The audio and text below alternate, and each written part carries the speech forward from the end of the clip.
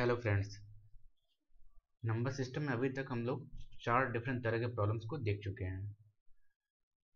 ये प्रॉब्लम्स थे how to find number of factors of a number, how to find sum of factors of a number, how to find number of zeros in an expression and how to find number of zeros in a factorial value. These are the 4 kind of problems जो कि हम already देख चुके हैं। अब हम इसी कड़ी में आगे बढ़ते हुए आज 3 डिफरेंट तरह की चीज़ों को सीखेंगे। इसमें हमारा पहला जो लर्निंग होगा वो होगा कि रिमाइंडर थ्योरम क्या होता है। जो दूसरा चीज़ हम सीखेंगे वो ये होगा कि रिमाइंडर किसी भी एक्सप्रेशन का हम कैसे निकालेंगे। अगर कोई एक्सप्रेशन दिया हुआ है और उसको किसी नंबर से आप डिवाइड कर रहे हैं तो आपका जो रिमाइंडर आएगा वो क्या आएगा। ये काफ़ी पॉपुलर क्वेश्चन एग्जाम्स में, तो इसको हम देखेंगे। फिर जो तीसरा कंसेप्ट हम देखेंगे वो है कि निगेटिव रिमाइंडर क्या होता है और इसका यूज करके हम कैसे काफ़ी आसानी से काफ़ी जल्दी में कम टाइम में किसी भी रिमाइंडर को निकाल सकते हैं। ये 3 तरह की चीज़ों को हम आज सीखेंगे। सो चलिए लेट्स गेट स्टार्टेड।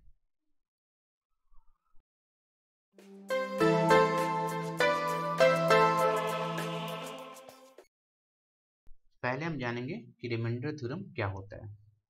मान लीजिए कोई नंबर है 7, उसको हम 2 से डिवाइड कर रहे हैं।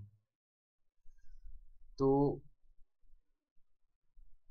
ये आप ऐसे इसको डिवाइड करेंगे, 2 3 जा 6, वी ऑल नो। तो ये आपका आएगा।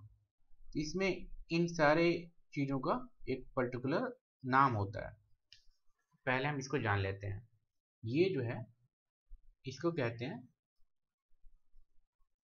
जिस संख्या में आप भाग दे रहे हैं, जो संख्या में आप भाग दे रहे हैं उसको कहते हैं डिविडेंड। जिस संख्या से आप भाग दे रहे हैं, जिस संख्या से आप डिवाइड कर रहे हैं वो कहलाता है डिवाइजर।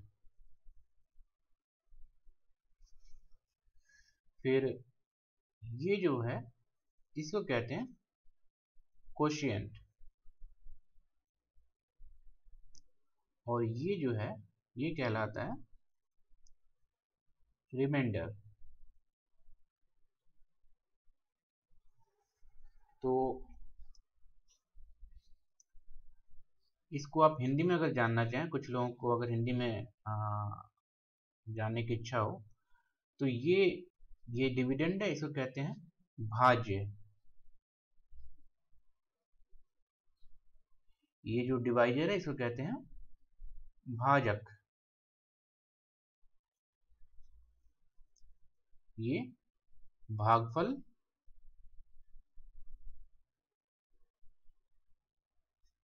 और ये होगा शेषफल।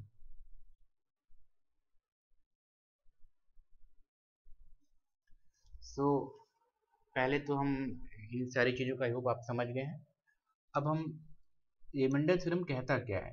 रिमाइंडर थ्योरम ये कहता है कि डिविडेंड जो है, डिविडेंड को मैं ये DIV लिख रहा हूँ, dividend is equal to divisor, divider को मैं D से डिनोट करता हूँ, डिवाइजर इनटू कोशिएंट, कोशिएंट को मैं Q से डिनोट करता हूँ, प्लस रिमाइंडर जो कि मैं R से डिनोट कर रहा हूँ। तो ये जो है ये है आपका रिमाइंडर थ्योरम। अब इसमें खास बात क्या है।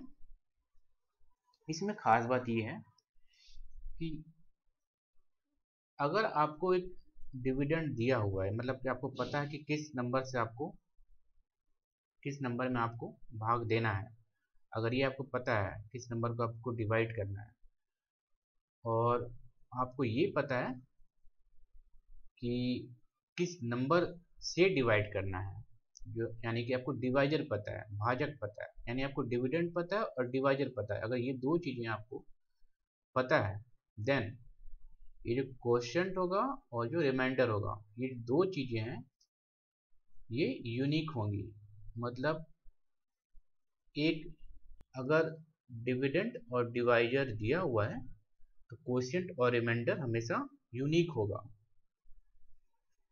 ये इसका मुख्य कंसेप्ट है जो आप समझ गए होंगे आई होप। तो अब मान लीजिए हम जाते हैं किसी एक्सप्रेशन के ऊपर। मान लीजिए पहले हमें कोई नंबर आपको दिया किसी ने, चलिए 19 को आप डिवाइड करके बताइए 12 से और बताइए कितना रिमाइंडर होगा। तो आप तो बहुत इजीली कर ले जाएंगे, 12 1 जा 12, तो आपका जो रिमाइंडर होगा वो 7 होगा। आप बिल्कुल 2 सेकंड में बता सकते हैं। अब हम मान लीजिए कोई हमसे पूछता है कि हम 19 इंटू 29 डिवाइडेड बाई 12, अब कोई कहता है कि आप इसका रिमाइंडर क्या होगा ये बताइए। ये थोड़ा सा कॉम्प्लिकेटेड है। अगर हम प्रॉपर तरीके से जाते हैं तो आप देखेंगे कि इसको हम पहले क्या करेंगे, 19 को 29 से मल्टीप्लाई करेंगे, जो हमें कुछ मिलेगा नंबर, उस नंबर को हम 12 से डिवाइड करेंगे और फिर हम देखेंगे क्या हमें रिमाइंडर मिल रहा है। ये तो हो गया प्रॉपर ट्रेडिशनल तरीका, लेकिन एग्जाम हॉल में ये नहीं चलेगा। एग्जाम हॉल में अगर आप ऐसे करते हैं तो आपको बहुत ज़्यादा टाइम देना पड़ेगा, जो कि वेस्टेज होगा टाइम का। सो हम दूसरा क्या कर सकते हैं, हम दूसरा ये कर सकते हैं कि हम पहले तो 19 को 12 से डिवाइड करें, देखें क्या आता है रिमाइंडर। तो 19 को अगर हम 12 से डिवाइड करते हैं तो वी नो दैट कि रिमाइंडर हमारा क्या आएगा, 7 आएगा। 12 1 जा 12 हमने ऊपर ऑलरेडी देख लिया है, तो ये 7 होगा। फिर 29 को 12 से अगर हम डिवाइड करें तो क्या होगा रिमाइंडर, 12 2 जा 24, सो 5 जो हमारा होगा वो रिमाइंडर होगा। तो हम लिख सकते हैं 7 इंटू 5 डिवाइडेड बाई 12। यही बेसिक कंसेप्ट, आप इसको समझिए। पहले हमने जो एक्सप्रेशन दिया हुआ है उसको 1 बाई 1 डिवाइड किया, 19 को 12 से डिवाइड किया तो हमें जो रिमाइंडर मिला हमने वो लिख लिया। फिर 29 को हमने 12 से डिवाइड किया, रिमाइंडर जो मिला हमने वो लिख लिया। जो साइन इनके बीच में वो साइन वैसे ही कंटिन्यू रहेगा। यहाँ पे प्लस साइन होता तो यहाँ पे मैं प्लस साइन लिखता, यहाँ पे मल्टीप्लीकेशन साइन है इसलिए मैंने मल्टीप्लीकेशन साइन लिखा हुआ है। तो यहाँ से हम इस पे पहुंच गए। अब तीसरा फिर हम क्या करेंगे, अब चूंकि 7 इंटू 5 हम जानते हैं कि 35 होता है। अब 35 तो रिमाइंडर हो नहीं सकता इस एक्सप्रेशन का, क्योंकि 35 जो है 12 से बड़ा है, रिमाइंडर हमेशा 12 से छोटा होगा। तो अब फिर क्या, हम 35 को फिर से हम 12 से डिवाइड करेंगे, तो 12 2 जा 24 और रिमाइंडर क्या आएगा हमारा 11 आ जाएगा।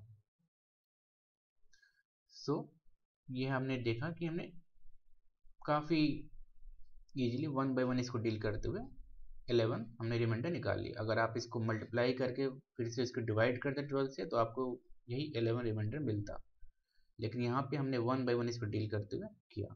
अब इसको मैं आपको और ज़्यादा अच्छे से एक नया एक्सप्रेशन लेके आपको फिर से मैं इसको समझाता हूँ। मान लीजिए हमने एक नंबर लिया 248, ठीक है, फिर मल्टीप्लाइड बाई 249, फिर हमने इसको मल्टीप्लाई किया 251। अब इसको हम डिवाइड कर रहे हैं 15 से, ठीक है। अब आपसे ये पूछा जा रहा है कि इसका रिमाइंडर बताइए क्या होगा। तो पहले तो हम जैसे ऊपर हमने किया था सेम उसी तरह से हम प्रोसीड करेंगे। रिमाइंडर हमें निकालना है, इसको हम लिख सकते हैं, रिमाइंडर के लिए हम लिख रहे हैं, ये इक्वल टू नहीं है, ये रिमाइंडर के लिए हमने इसको इस फॉर्म में, जैसे यहाँ पे हाँ ये एक्सप्रेशन जो है इसको हमने इस फॉर्म में चेंज किया है रिमाइंडर के लिए। यहाँ पे बीच में इक्वल टू नहीं लिख सकते हैं क्योंकि ये चीज़ अलग है, ये एक्सप्रेशन अलग है, दोनों की वैल्यू अलग अलग है। हमें स्टेप के लिए हमने इसको एरो से ऐसे शो किया। तो हमने जो पहला स्टेप लिया इसमें, पहले हम 248 जो है 248 उसको हम 15 से डिवाइड करेंगे तो क्या होगा। अब आप इसको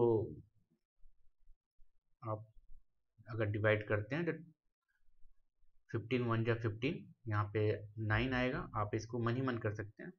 और फिर 98 हो जाएगा, फिर 15 6 जा 90, सो 8 हमारा जो होगा यहाँ पे रिमाइंडर होगा। ठीक है, फिर चूंकि 249 है, 248 था, तो एक बढ़ा, यानी रिमाइंडर हमारा एक यहाँ पे भी बढ़ जाएगा, तो ये रिमाइंडर हमारा हो जाएगा 9। और फिर ये 249 से 251 ये 2 बढ़ा है, तो यहाँ पे भी रिमाइंडर हमारा 2 बढ़ जाएगा 11। ठीक है, फिर हमने इसको डिवाइड किया 15 से। अब हम इसको और सिंप्लीफाई करेंगे, क्योंकि ये तो पूरा अभी इससे भी हमें कुछ नहीं मिल पा रहा है रिमाइंडर का। तो यहाँ पे हम क्या कर रहे हैं, इसको हम और सिंप्लीफाई करने की कोशिश करेंगे। तो हम यहाँ तो चाहें तो ये पूरा इस तीनों को मल्टीप्लाई कर दें और फिर देखें कि इसका क्या रिमाइंडर है, क्योंकि 15 को अगर हम इससे वो करें तो 8 ही रिमाइंडर मिलेगा। 15 को अगर हम 9 से डिवाइड करें, सॉरी 9 को अगर हम 15 से डिवाइड करें तो हमें फिर 9 ही रिमाइंडर मिलेगा 11 को, क्योंकि सारे नंबर जो हैं इंडिविजुअली इससे छोटे हैं। तो हम यहाँ पे क्या करने वाले हैं कि पहले 11 को 9 से मल्टीप्लाई कर दिए। अब चाहे तो 9 को 8 से मल्टीप्लाई करें, 11 को छोड़ दें। मैंने यहाँ पे 11 को 9 से मल्टीप्लाई किया, 8 को छोड़ दिया। अब ये हुआ। अब फिर से हम आगे बढ़ते हैं, तो 8 को 15 से अगर हम डिवाइड करते हैं तो हमारे रिमाइंडर 8 ही रहेगा। ठीक है, अब 99 को अगर 15 से डिवाइड करते हैं तो हमारा रिमाइंडर क्या होगा, 15 6 या 9 बचेगा। ये 9 जो होगा ये रिमाइंडर हो गया। ठीक है, अब फिर हम आगे बढ़ते हैं, क्योंकि फिर हमें इसको सिंप्लीफाई करना है, तो फिर इसी तरीके से 8 इंटू 9 कर देते हैं। 8 इंटू 9 कितना होता है, 72। ठीक है, तो 72 डिवाइडेड बाई 15। अब क्या होगा, 72 को अगर 15 से आप डिवाइड करते हैं तो रिमाइंडर क्या आएगा, ये तो बिल्कुल एक ही सा है, 12 आएगा। 15 4 जा 60, 12 हमारा जो है रिमाइंडर हो गया। सो देखिए हमने स्टेप बाय स्टेप हमने किया। पहले ये जो एक्सप्रेशन दिया हुआ इसको हमने 1 बाई 1 डील किया, देखा कि क्या रिमाइंडर होगा। 248 को 15 से हमने डिवाइड किया, जो कि हम दिमाग में सोच कर आराम से कर सकते हैं। आपका कैलकुलेशन इतना फास्ट होना चाहिए कि आप मेंटली इसको आप डिवाइड करके देख सकें कि क्या रिमाइंडर होना चाहिए। तो 15 1 जा 15, यहाँ पे 9 होगा, फिर 98 हो जाएगा, फिर 15 6 जा 90, सो 8 हमें रिमाइंडर मिल जाएगा। फिर चूंकि यहाँ पे आपको कॉमन सेंस लगाना है, यहाँ पे आपकी ये नहीं फिर से 249 को फिर से 15 से डिवाइड करें फिर देखें, क्योंकि आप देख रहे हैं 248 से 249 एक बढ़ा है, तो रिमाइंडर भी ऑब्वियस सी बात है एक बढ़ जाएगा, तो यहाँ पे 9 हो जाएगा। फिर यहाँ पे भी वही बात है कि 2 ज़्यादा है 251 249 से, तो यहाँ पे रिमाइंडर भी 2 बढ़ जाएगा 9 से। तो ये हमें मिला। फिर हमने इसको दोबारा से और सिंप्लीफाई करने की कोशिश की, तो 11 इंटू 9 को मैंने 99 लिख दिया, 8 को मैंने एज इट इज छोड़ दिया, क्योंकि इसको भी मल्टीप्लाई करता है तो फिर ये बड़ा नंबर होता है, फिर इसको डिवाइड करने में हमें और चेक करने में ज़्यादा टाइम लगता है, इसलिए मैंने इसको 8 को अलग रखा, 99 को एक तरफ रखा। फिर मैंने इसका रिमाइंडर निकाला, तो 8 का तो रिमाइंडर कुछ होगा नहीं, 8 का 8 ही रहेगा रिमाइंडर अगर 15 से डिवाइड करते हैं तो, लेकिन 99 को अगर 15 से हम डिवाइड करते हैं तो हमारे रिमाइंडर 9 हो जाएगा। 15 6 जा 90। फिर हम यहाँ से आगे बढ़े, फिर 8 इंटू 9 जो आया उसको हमने फिर मल्टीप्लाई कर दिया 72।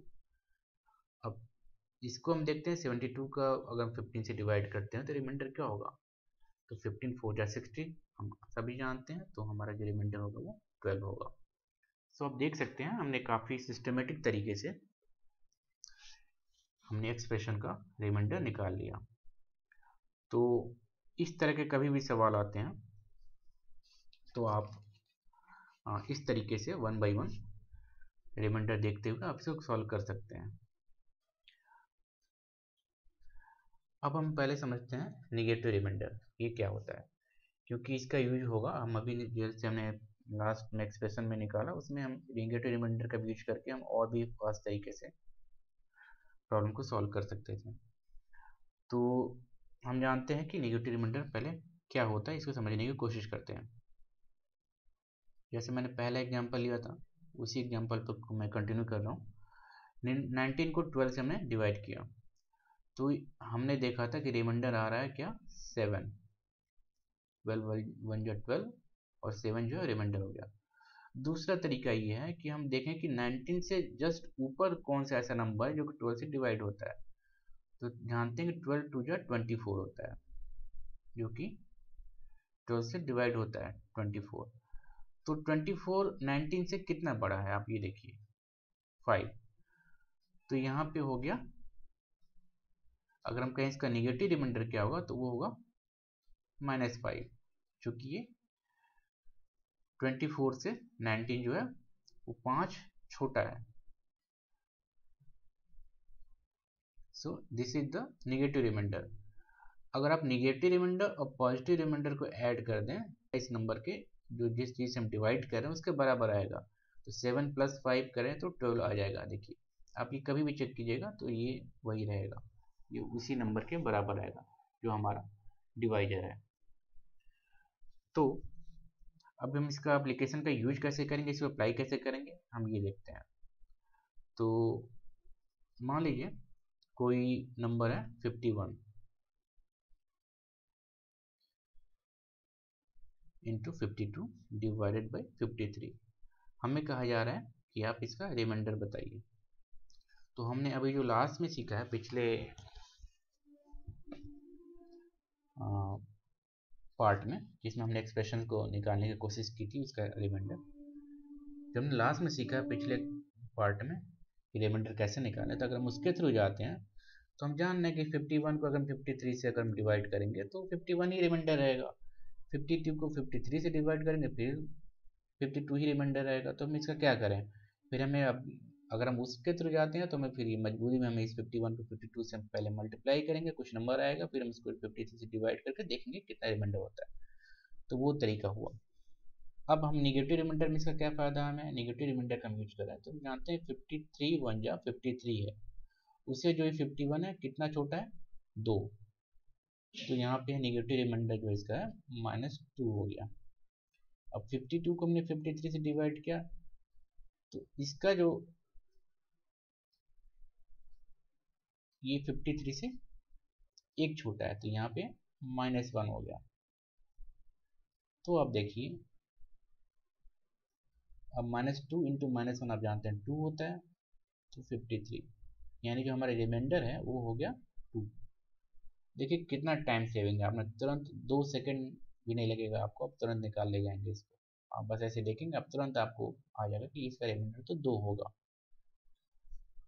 सो नेगेटिव रिमाइंडर का ये फ़ायदा है, आपका टाइम काफ़ी अच्छे से सेव करता है। अगर मान लीजिए आप नेगेटिव रिमाइंडर का यूज करते हुए निकाल रहे हैं, अगर मान लीजिए यहाँ पे 2 की बजाय मान लीजिए लेट से -2 आता तो क्या करते आप, अगर यहाँ पे -2 आता है ये आता आपका मान लीजिए ऐसे आप करते हैं, फाइनली सब कुछ होके -2 आ जाता। तो रिमाइंडर की एक खास बात ये होती है कि अरिथमेटिक में रिमाइंडर कभी भी निगेटिव नहीं होता है, रिमाइंडर हमेशा पॉजिटिव होता है। सो ये हम जो निगेटिव रिमाइंडर यूज कर रहे हो प्रॉब्लम को सॉल्व करने के लिए कर रहे हैं। Negative remainder as such mathematics में होता नहीं है। तो जब भी अगर हमें निगेटिव रिमाइंडर कुछ मिलता है तो हमें जो डिवाइजर जो है जो हमारा है उसको उससे घटा देते हैं। तो 53 -2 कितना हो जाएगा, 53 -2 हो जाएगा 51। सो ये हमारा रिमाइंडर हो जाएगा इन केस अगर ये नेगेटिव वैल्यू आता है तो आपको घबराने की जरूरत नहीं है। अगर आपने नेगेटिव रिमाइंडर के थ्रू आपने किसी प्रॉब्लम को सॉल्व किया, आपने रिमाइंडर निकालने की कोशिश की और आपका अगर रिमाइंडर जो है नेगेटिव आ रहा है तो आप सिंपली जो डिवाइजर है उससे आप उसको घटा दीजिए, तो जो आपको मिलेगा वो रिमाइंडर होगा। अब हम एक और एग्जांपल देखते हैं। मान लीजिए एक नंबर मैं स्टार्ट करता हूँ, 61 लिया, 63 लिया इंटू 64 डिवाइडेड बाई 66 ये हमने लिया। अब कोई पूछ रहा है हमसे कि इसका रिमाइंडर क्या होगा, तो 61 को आप जानना है 61, अब जब इससे डिवाइड करेंगे तो आपका जो है 66 1 या 66 होगा, तो यहाँ पे -5 हो जाएगा। ठीक है, फिर 63 जो है फिर यहाँ पे क्या हो जाएगा माइनस, क्योंकि 66 1 या 66 है, इससे ये 3 छोटा है, तो यहाँ पे -3 हो जाएगा।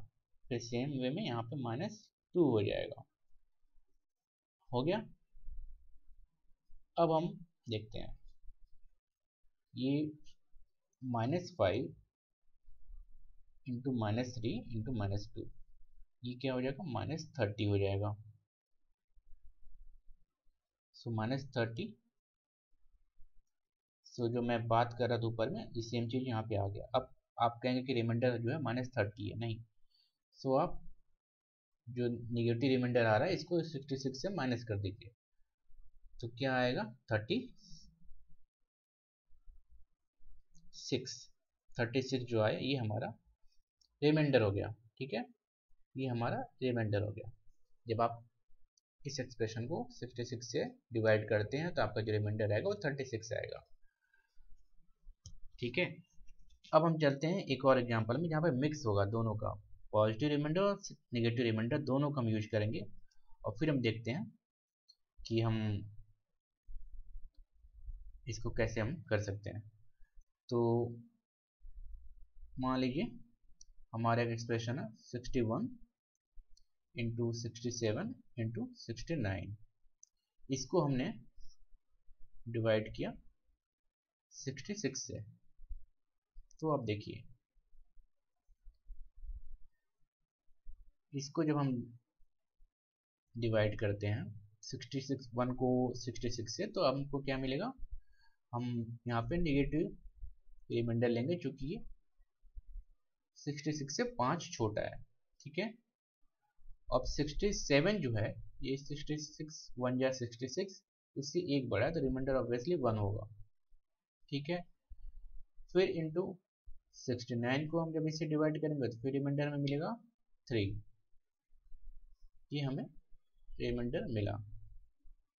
ठीक है, अब हम इसको और सिंप्लीफाई करते हैं, -5 इंटू 1 इंटू 3 कितना हो जाएगा -15,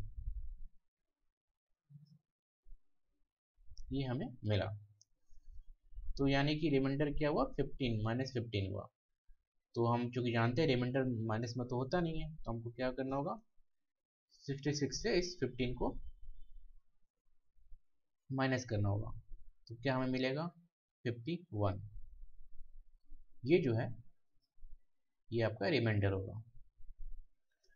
सो मैं समझता हूँ कि आपको इन एग्जांपल से काफ़ी क्लियर हो गया होगा कि आप पॉजिटिव रिमाइंडर और नेगेटिव रिमाइंडर दोनों का यूज कर कर किसी भी एक्सप्रेशन में अगर आपको रिमाइंडर निकालने को दिया जाए तो आप बहुत ही इजीली, बहुत ही फास्ट तरीके से निकाल सकते हैं। एग्जाम में इसका काफ़ी यूज है। अगर एग्जाम में आपको कभी भी ऐसा क्वेश्चन मिलता है तो आप डेफिनेटली इसका यूज कीजिए, ये आपका काफ़ी टाइम सेव करेगा।